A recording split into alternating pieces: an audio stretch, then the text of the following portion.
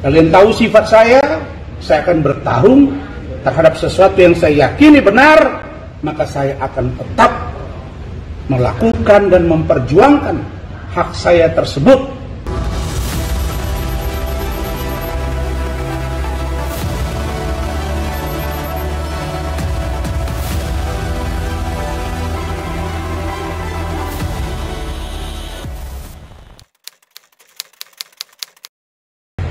Saya bersama dengan tim hukum saya, Saudara Rahmat Riyadi SHMH, Saudara Aufal Al-Wafi SH, Saudara Gui Rangga SH, Saudara Ardik Putra SH, Saudara Raya SH, dan tim kita Nadia.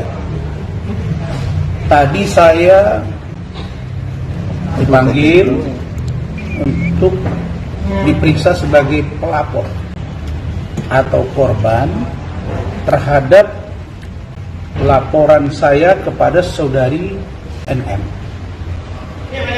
Jadi saya sebut saja saudari Nikita Mirzani Mawardi atau pemilik akun Nikita Mirzani Mawardi _172 dan akun TikTok Nikita Mirzani Mawardi _173.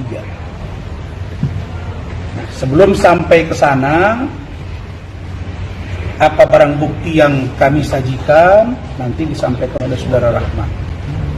Tapi sebelum saya menyampaikan beberapa poin, saya ingin menyampaikan hal yang menurut saya harus saya sampaikan sebagai sebuah upaya untuk netralitas, kesamaan pandangan di mata hukum, kesamaan penanganan, kesamaan statement. Apa itu? Saya ingin agar adik saya AKP Nurmadewi sebagai Kasih Humas Polres Metro Jakarta Selatan, mbok janganlah tiap saat komunikasi yang dibahas dari sekian banyak kasus, memang ada yang beliau sampaikan, kasus-kasus lain maksud saya. Hampir setiap hari kalau ditanya media itu yang dibahas tetap bagaimana dengan progres laporan terhadap saudari Fadil Al-Fajar Bajili dari saudari NM. Saya ingin dengar juga dari adik saya Nurmadewi agar dia juga bicara bahwa hari ini di sini juga ada public figure namanya Rasman Nasution yang melaporkan saudari Nikita Mirzani, dan hari ini sudah dimintai keterangan dari saya sebagai pelapor atau korban. Jadi tolong besok teman-teman media juga omongin, tanyain bagaimana perkembangan kasus laporan Rasman terhadap saudari Nikita Mirzani terkait dengan pemilik akun Nikita Mirzani Mawardi _172 dan pemilik akun TikTok Nikita Mirzani Mawardi _173. Jadi yang kita laporkan ini pemilik akun, dan akun itu yang kita tahu adalah milik dari saudari Nikita Mirzani. Kadang-kadang, sebentar, tunggu dulu dong, saya ngomong dulu. Oke. Dan akun ini kadang-kadang berubah, orang yang ngomong itu jadi Mama Lemon. Kemarin saya lihat sudah ada sarung, sudah seperti pejuang. Yang mungkin pejuang di mana itu saya nggak tahu, ada kacamatanya gitu. Tapi saya menemukan juga bahwa dia langsung. Nah, jadi itu saya minta agar adik saya Nurmadewi juga omongkan perkembangan kasus ini, karena ini juga dahsyat. Saya yakin Ini baru, bukan bahasa hukum, pasti jamin, saya yakin kau NM, Nikita Mirzani, tidak kebal hukum. Kau berurusan sama saya. Nah, kemudian tadi juga saya sudah menerima surat dari penyidik Polres Metro Jakarta Selatan ini terkait dengan laporan Bapak Umar Bajide. Jadi kami sudah terima laporan, kami sudah buat laporan, dan saya sebagai kuasa hukum dari Bapak Umar Bajide dan tim sudah menerima surat panggilan agar Bapak Umar Bajide juga diperiksa sebagai saksi atau korban dengan terlapor saudari Nikita Mirzani atau pemilik akun yang saya sebut tadi, Nikita Mirzani Mawardi _172 dan Nikita Mirzani Mawardi _173. Dua ini penting disampaikan, dan saya berharap Pak Kapolres Metro Jakarta Selatan, Bapak Kasat Reskrim, dan Kanit agar ini on the track. Kalian tahu sifat saya akan bertarung terhadap sesuatu yang saya yakini benar, maka saya akan tetap melakukan dan memperjuangkan hak saya tersebut untuk sampai diproses di peradilan. Itu dari saya. Silakan dijelaskan, Rahmat, tentang poin dan pasal yang saya laporkan. Baik, untuk hari ini laporan yang tadi Pak Rasman sampaikan terkait dengan pasal-pasal itu ada 4 pasal sebenarnya yang memang sebelumnya sudah disampaikan ketika kami membuat laporan awal, yaitu tuduhan terhadap terlapor atau saudari NM. Itu pertama pasal 27 ayat 3 Undang-Undang ITE Junto pasal 45. Itu pasal 45 tentang ancamannya.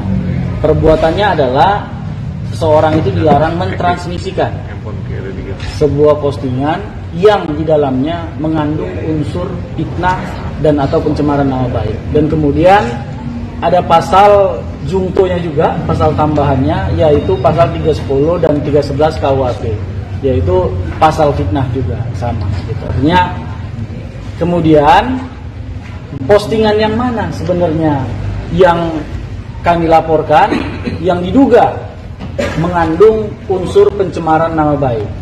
Saya pikir teman-teman juga mengetahui postingan yang mana, karena memang postingan ini sangat viral sekali.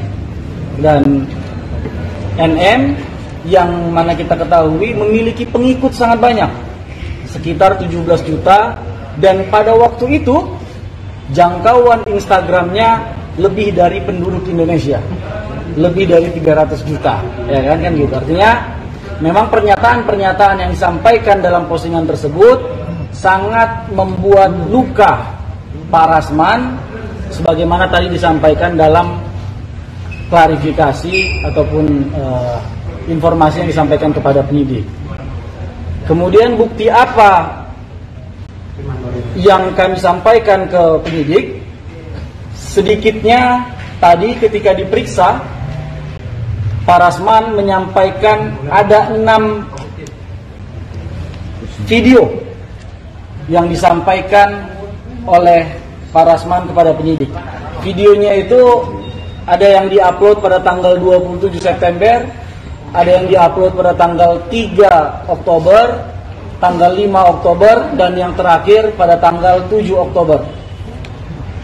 Jadi semua total ada 6 video. Videonya berisikan apa?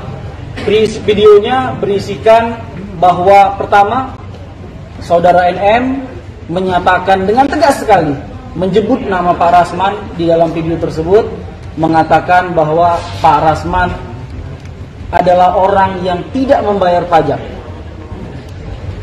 Hal ini justru keliru, karena informasi tentang pajak itu sebagaimana sudah diterangkan Pak Rasman pada press conference sebelumnya, itu berkaitan dengan gedung Rasuna Office Park. Rasuna Office Park, bukan kantor hukum Ranlofom atau Pak Rasman secara pribadi. Yang kedua, tuduhan yang disampaikan adalah Pak Rasman bukan lagi seorang pengacara.